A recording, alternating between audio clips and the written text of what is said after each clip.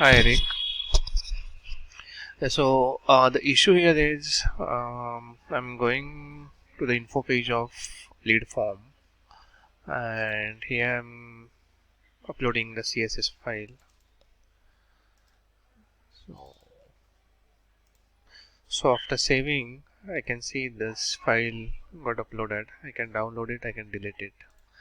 So now immediately if I remove it and save this form, showing lead form saved successfully, but this file is still displayed over here. I mean, even if I download it again, save the form, it still shows. And if I try doing save and close and open this again, it's still displayed.